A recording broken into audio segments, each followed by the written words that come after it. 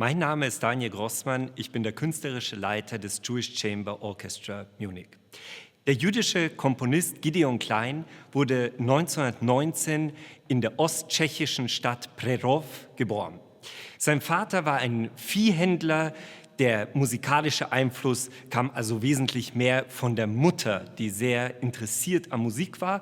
Und das zeigt sich auch darin, dass Gideon Klein schon mit 6 Jahren Klavierunterricht bekam, und zwar beim bekanntesten Klavierlehrer des Ortes, dem Direktor der städtischen Musikschule. Und schon mit 11 Jahren bekam er ersten Klavierunterricht in Prag, und mit 12 Jahren zog er dann tatsächlich auch alleine zu der Schwester Eliška nach Prag, wo er weiter Klavierunterricht bekam und zur Schule ging. Die Schwester übrigens überlebte den Nationalsozialismus und war nach dem Zweiten Weltkrieg eine bekannte Klavierpädagogin in der Tschechoslowakei. Gideon Klein machte 1938 sein Abitur, und schon ein Jahr später, mit 20 Jahren, schloss er sein Klavierstudium mit dem Meisterdiplom ab und war schon zu der Zeit als Pianist relativ viel in Konzerten zu hören. Anschließend studierte er Philosophie, sicherlich ungewöhnlich für die damalige Zeit, und Komposition bei dem bekanntesten Kompositionslehrer in Tschechien, bei Alois Hába. Wenige Wochen nachdem er diese beiden Studiengänge aufgenommen hatte, wurden allerdings die Hochschulen von der deutschen Besatzung geschlossen. Und so musste er auch diese Studiengänge beenden.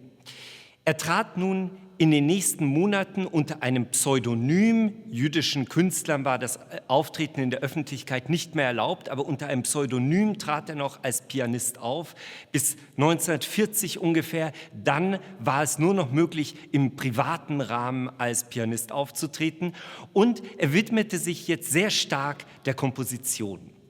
Das ging gut bis Ende des Jahres 1941. Da bekam er dann einen Einberufungsbefehl, und 3 Tage später fand er sich deportiert im Konzentrationslager Theresienstadt wieder. Das war die frühe Zeit des Konzentrationslagers Theresienstadt, und das war ein ganz anderes Konzentrationslager, als man das von anderen Lagern her kennt. Das waren nicht Baracken, sondern das war eine ehemalige Garnisonsstadt, in der die Häftlinge in Gebäuden untergebracht waren, in Wohngebäuden, allerdings unter schrecklichen hygienischen und platztechnischen Zuständen. Es war vollkommen überfüllt, das Lager. Gideon Klein war zunächst im Aufbaukommando 2 zuständig, dafür, dass dieses Lager für die ankommenden Häftlinge vorbereitet wird. Danach, als diese Vorbereitung abgeschlossen war und die Häftlinge ankamen, war er in der Kinder- und Jugenderziehung, Musikerziehung tätig, und die Kinder wurden von ihren Eltern getrennt, ganz bewusst von der Lagerleitung, damit die Eltern keinen Einfluss mehr auf die Kinder haben sollten. 1942 begann dann eine erstaunliche kulturelle Aktivität der Häftlinge. Das war auch ganz anders als in den anderen Lagern, wo es vielleicht auch mal ein Orchester gab, aber in Theresienstadt, da wurden Opern aufgeführt, da wurden Theaterstücke aufgeführt, da gab es regelmäßige Konzerte, und daran beteiligte sich Gideon Klein zunächst als Korrepetitor. Er half also Opernvorstellungen einzustudieren und auch Vorstellungen von Oratorien. Dann gab es eine sehr perfide Aktion der Nationalsozialisten und der Lagerleitung. Man wollte dem Internationalen Roten Kreuz zeigen, dass es ja ein wunderbares Leben sei, das da in Theresienstadt stattfinden würde, und dafür brauchte man diese kulturelle Aktivität. Als dann das Internationale Rote Kreuz mit einem Kamerateam in Theresienstadt ankam, führten die Häftlinge Theaterstücke auf, es wurde Musik gespielt, der Kinderchor sang, und es wurde eine Idylle vorgegaukelt. Im Anschluss daran gelang es nun der Selbstverwaltung der Häftlinge zu helfen, dass die Künstler eine Erleichterung von der schweren Arbeit bekommen sollten. Und das führte dazu, dass insbesondere die Komponisten eine ganz andere Möglichkeit hatten, nun zu komponieren, neue Stücke zu schaffen. die dann auch im Lager aufgeführt wurden.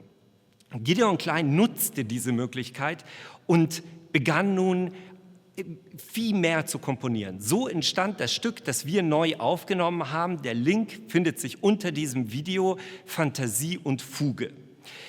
Der erste Satz entstand 1942, der zweite Satz dann 1943. Ursprünglich komponiert für Streichquartett. Ich habe das aber ein bisschen bearbeitet oder eingerichtet für Streichorchester, denn das Stück hat eine sehr, sehr große Geste und ich glaube, dass ein Grund dafür, warum er es für Streichquartett komponierte, auch die war, dass die Aufführungsbedingungen im Lager, gerade für größere Besetzungen, nicht ganz einfach waren.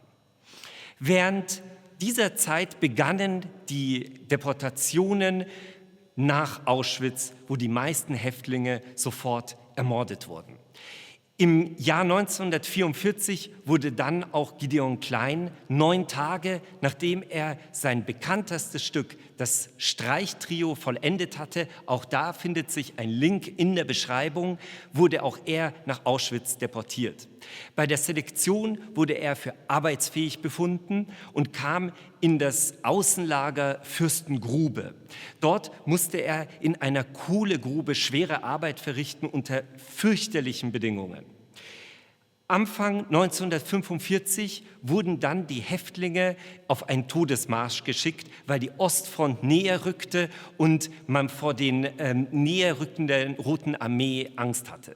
Zurück blieben die Häftlinge, die einfach zu schwach und zu krank waren, um diesen Todesmarsch überhaupt nur anzutreten.